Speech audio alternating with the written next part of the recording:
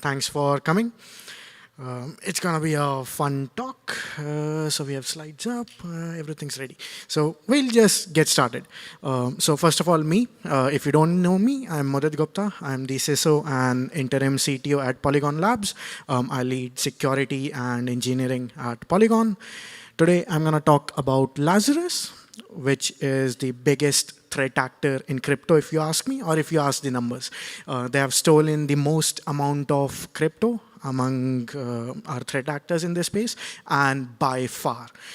Most of the other larger hackers have actually ended up returning their funds, but good luck getting anything back from Lazarus. So it's definitely a hot topic, and we'll discuss about that. I have 20 minutes to discuss about 20 hours of content, so we'll go a bit fast.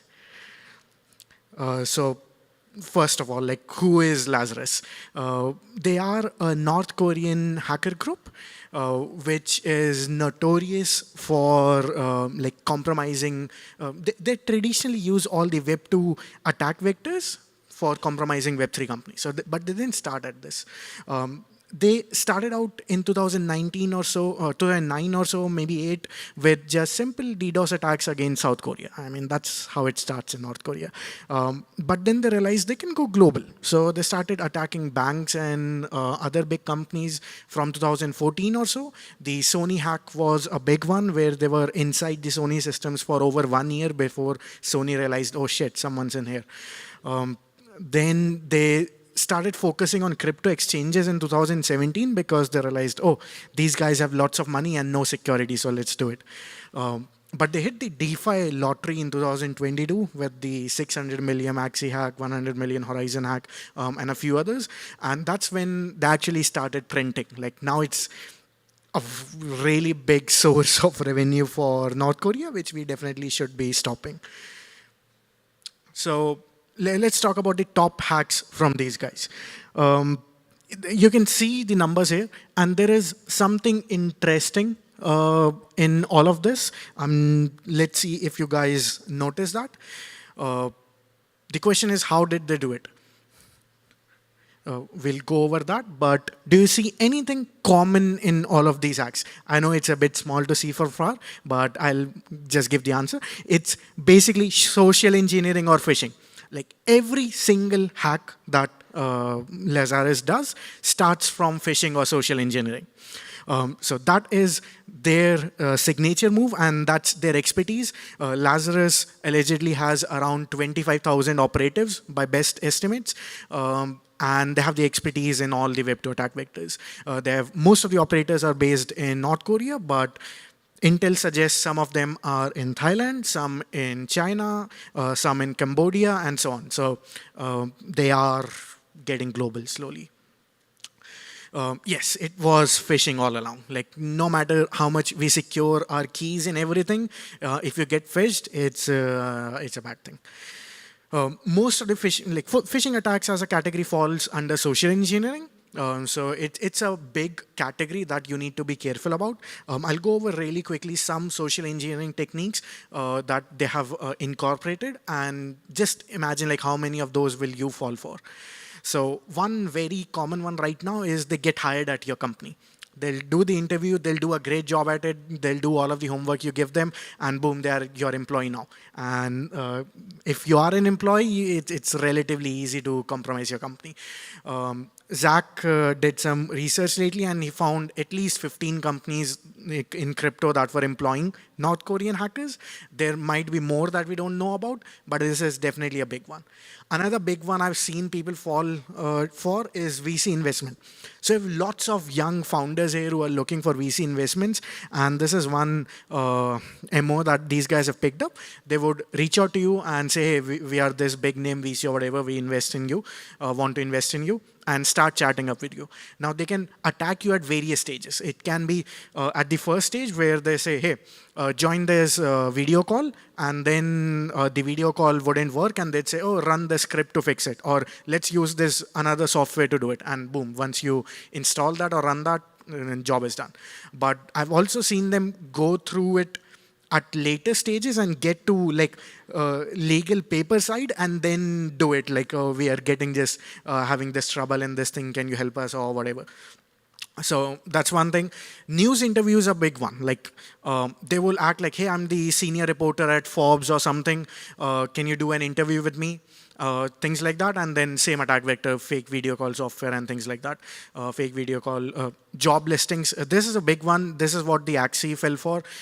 They would try to hire your employees. They would offer like a massive package, great bonuses and everything, perfect work condition and things like that, and ask you, hey, come join us, work for us. And they would give you like either a malicious exercise to do, you start writing code, you execute it to say it's working and you're compromised. Or they give you malicious PDFs, you execute them and then you're done for.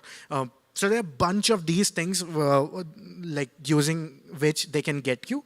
And the reality is like, if they actually come for you, it's very hard to defend.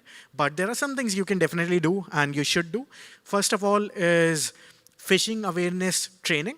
Everyone thinks like they won't get phished or they know better, but the reality is like the other side is getting so advanced that it's important to keep up to date. Just look at the latest methods they are doing, do some trainings.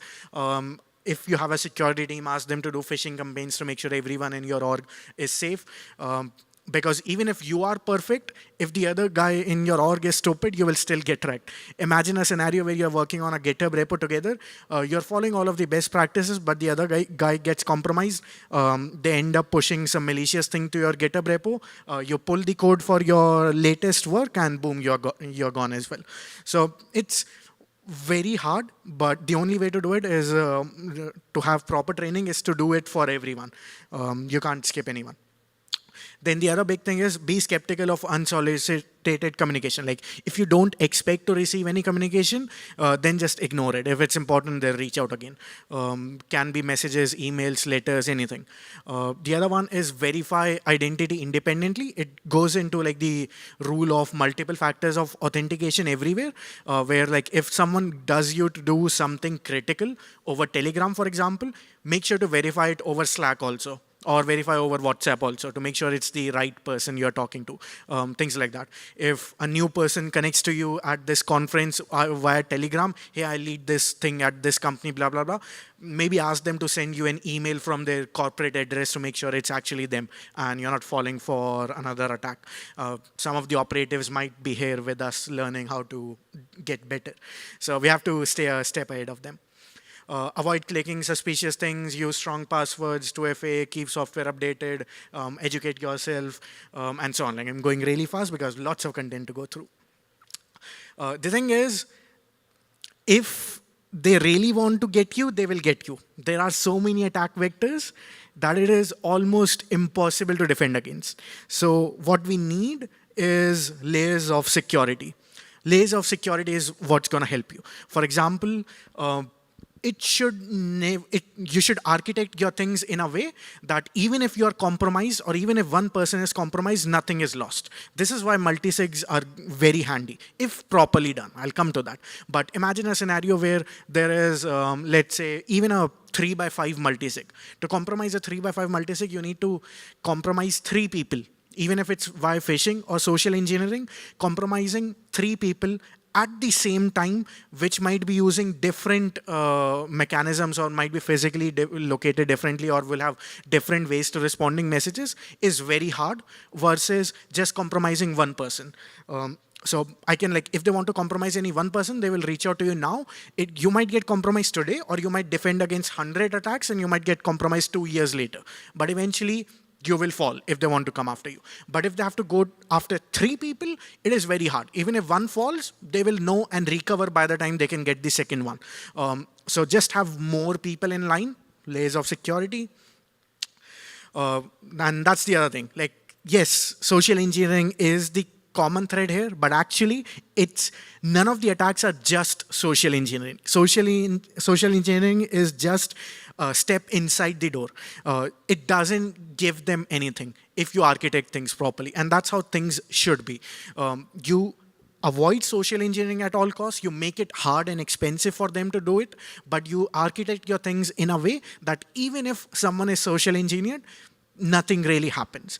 And one of the best things to do is principle of least privilege, but we'll get to it. First, the layers of security. First one I mentioned is principle of least privilege.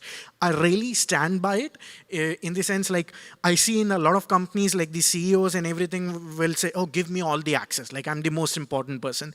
But the reality is, if you want a proper security architecture, the most public faces should have the least authority or the least access. If you look at Polygon, like, the founders have no access. Sandeep can't even open my calendar.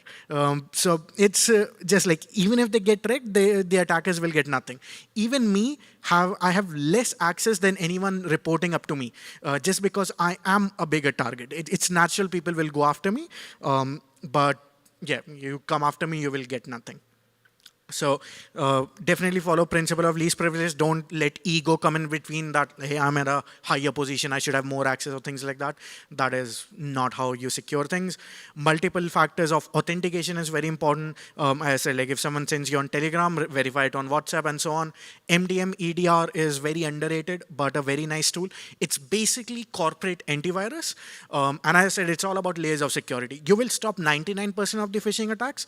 MDM EDR will stop another 99%, and it's additive in the sense, like, then you're stopping 99.99% attacks. Like, so it's better to have those layers. Then just architect things properly. Don't have a 3x11 multisig, for example. That's not very safe. Don't have a 1x2 multisig as well. Don't give access to all of your keys of the multisig to one hot wallet. It doesn't help that way. So yeah, just architect things properly in a trust minimized setup where you don't need to trust anything. The other big one is safe custody. Most of the hacks that Lazarus has done, if those protocols were custodying keys safely, it wouldn't have happened. The underlying root cause really was just poor custody of keys. And always use your spider sense. Like, if something smells wrong, it probably is wrong. Be cautious about that. And this is the big topic. How do you custody safely? I'll focus on multisigs, but I'll start with a caveat that consider using a professional custodian, maybe even service like Fireblocks, if you don't know what you're doing. Once you get comfortable with it, once you learn the things, then you can do it on your own. But there is no shame in using someone better if you are not experienced in something. Nobody can know all of the things in the world. So it's better to not risk it and just use a professional custodian if you're not comfortable. But if you are self-custodying, then let's talk about it. One thing you need to do is use hardware wallets. It doesn't matter if it's $100 of crypto, $1,000 of crypto, or if it's just a multi-sig key, use hardware wallets. Like, browser wallets are just inherently not safe enough. The other one, the obvious one, is do not share your mnemonic, private key, or whatever with anyone. Do not share it with MetaMask support. Do not enter it out in a computer. Do not copy paste it. Do not take a photo of it and upload it on Google Photos as a backup. There's so many ways, but this is the most common way that people fall for it, believe it or not. So just keep your private key safe and make sure it's backed up. Don't lose access to that wallet.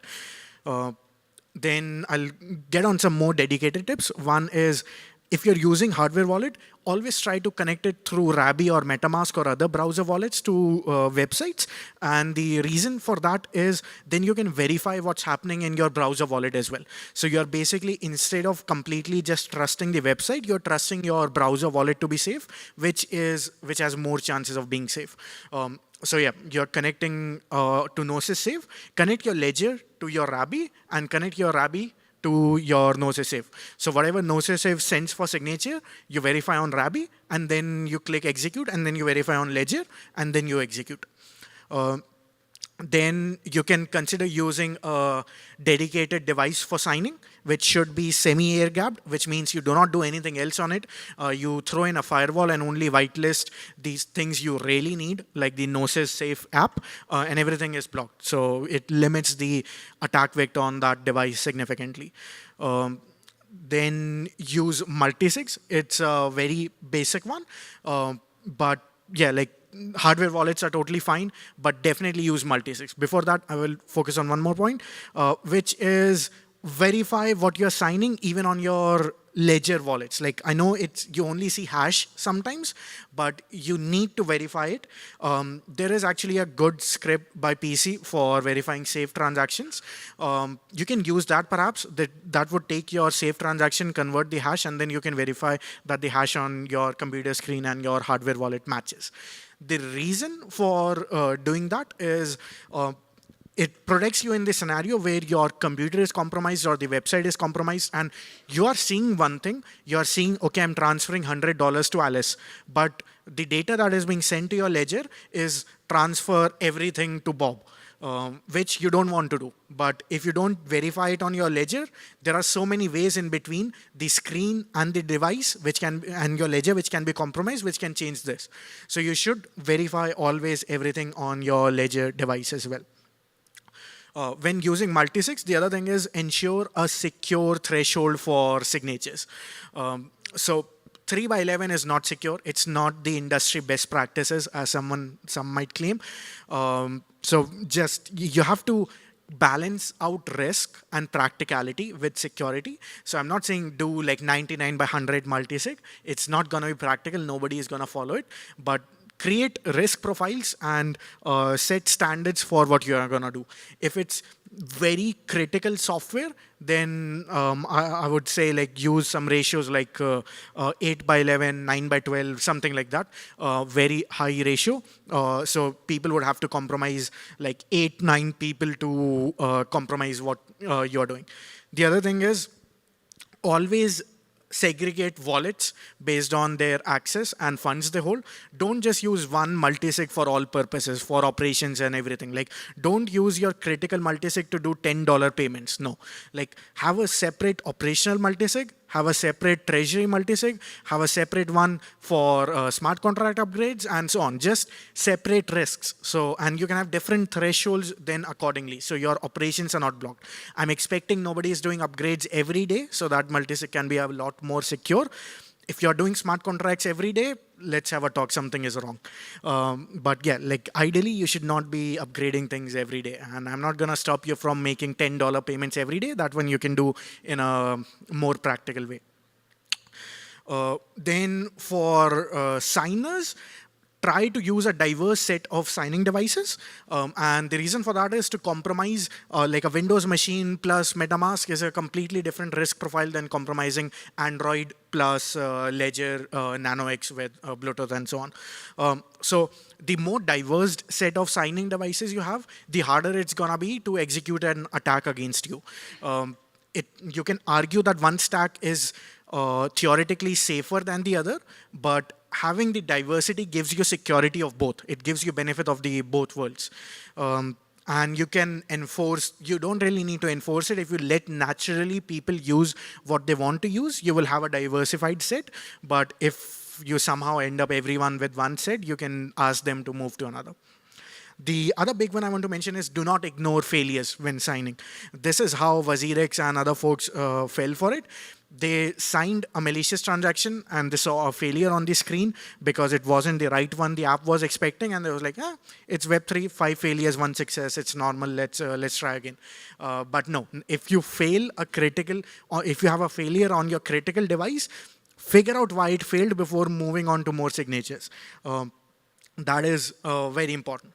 So these are some of the things you need to do to stay safe. Once you have safe custody, it's actually, you would be in a very good situation. And when I say custody, it's not just crypto custody, but any secret custody. For example, for Axie, their custody system was their private keys for validators, signing keys for validators, or the bridge operators, basically. They had to keep those secure, but they weren't. That's why they got hacked. All of these attack vectors are not really Web3, it's Web2. Compromise of a secret. The secret can be a private key. It could be something else. At the end of the day, it's the same thing. We have not seen Lazarus execute a big smart contract hack so far. I'm not saying they don't have the expertise. I'm sure they are building it up. But in the current world, we need to be more worried about these basics instead of the smart contract. I think we have covered a lot of ground there, and we are very good at smart contract security. We just need to get better at other things.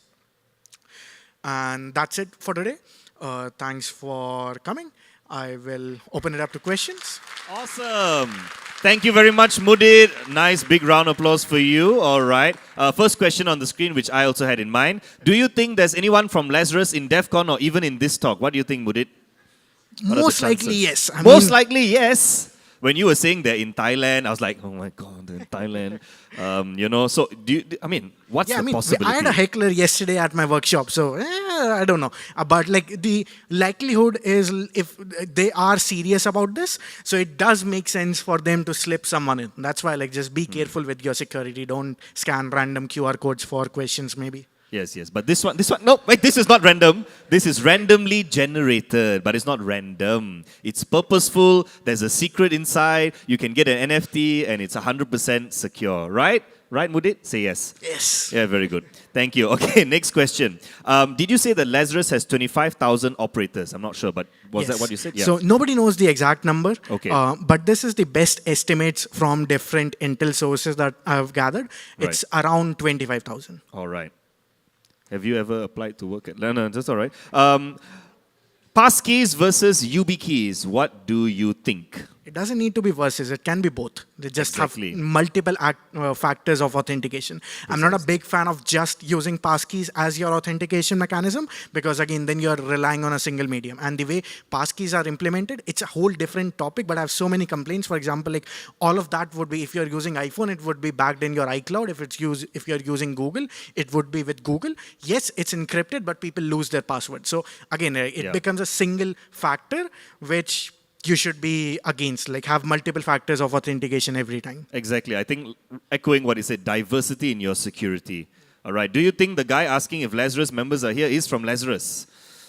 Could be. Double bluff. Huh? Technically, Lazarus tries to stay under the hood. They don't want the limelight. So unlikely that the person would ask. Unlikely, but possible. Yes. Did Lazarus ever try to phish you? And if yes, how? So I've been trying to, since morning, probably 10 phishing attempts. Really? I don't know if it's Lazarus. I don't want to know if it's Lazarus. And you shouldn't care either. You treat all threat actors as the same and try to not get hacked. Sorry, 10 phishing attempts as of this morning.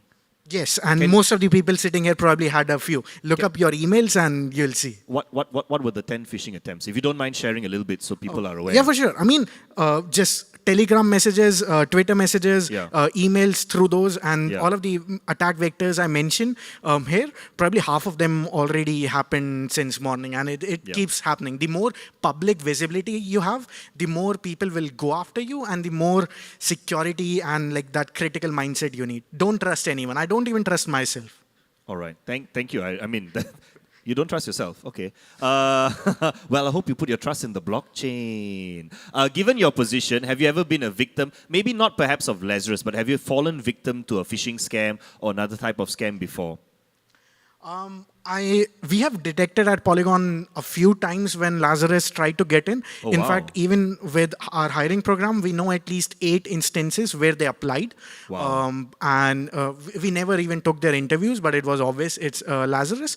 On the infra side, they keep trying to get in with scanners and everything. It's very ineffective, but they keep trying every day. There are known Lazarus IPs that we block and so on. So I know they are trying. But so far, we have not detected any successful attack. I'm very happy to hear that. I'm sure the audience is as well. They've tried, but they've failed. What is the highest impact thing a user can do to improve their personal security? Just be cautious of things. Don't trust anything or anyone. You would be fine. Yeah. Don't trust anything or anyone. Or as I experienced on Twitter, a guy named Kobe messaged me and I blocked him because I thought it was a scammer. I was wrong. Probably. It was the actual Kobe. So if he's watching this, I'm sorry. Moving on to the next question. Are you considered a local dev isolation as one of the security, or do you consider local dev isolation as one of the security solutions? I'm not sure what this question refers to. Maybe it's something like a cube OS setup. So it definitely in that setup, you eliminate lots of attack vectors, but there are still a few which sneak in. So here you have to manage the practicality of things versus actual security concerns, because I can set up the world-class policies which would make you impenetrable. But if you are practically not able to follow those, it means nothing. All right, thank you for that answer as well. Very comprehensive. Few more before time runs out. What's one question should you ask a potential candidate, oh, this is a good one, to screen out Lazarus operators? So you said when you received those job applications, it was obvious to you. Yeah. But how is it obvious? So the most obvious giveaway for me has been fake job experience. Like, I was leading R&D at SushiSwap before this, and I've gotten 3 resumes where the developers say they are the lead developer at SushiSwap. I'm like, no, you are not. So verify the references. That's the biggest one. And beyond that, like it's usually gets clear from the resume. If it looks fake, it probably is fake. Like even if you miss out on a good candidate, it's better to be safe. But once, if you don't detect that at that stage, you get in a call, try to get them to turn on their video, and you would see like the way they behave is very like robotic kind of. Their English is broken. They would say, I've been living in America for 25 years and then speak broken English. Things just don't add up. It could be anything, but if you have that spider sense, you'll realize. Right. Very, very good points as well. Verify. Are you part of Lazarus? I'm going to answer that as, leave it as mystery. Let's go to a few more. We got 1 minute and a half. Phishing campaigns are too basic, and phishing done by DPRK is very sophisticated. So why do you think it's useful to do them? Good question. Phishing campaigns are not basic. Maybe the phishing campaigns you have seen are basic, but I can construct phishing campaigns that almost everyone here will fall for. So it's just that. Yes, by default, the default template phishing campaigns are simple, but some examples I shared earlier in social engineering techniques, they can be very, very, very complex. I absolutely agree. I almost fell for a phishing hack once when someone sent me an email with my manager's name and said, please join this meeting urgently, Ross. And I almost hovered over it and I was like, wait a second. Checked with my manager and found out it was phishing. We've got 30 seconds. Let's see 1 or 2 more. Who do you think, or who sends you these estimates about 25K people? Where do you get the information from about Lazarus? Internet. The internet? Yes, some private intel, but this number I think is on the internet as well. All right, fantastic. Obviously, we don't know the exact number. It's best guess. How do they cash out coins? 10 seconds to answer this. They have a big laundering network. They use, you can learn about it a lot more. I don't want to detail how to launder coins, but there are ways to do it. A nice, careful answer. Ladies and gentlemen, let's give our speaker a big, big round of applause. Mudit Gupta. Thank you, guys. Thank you very much. Thank you.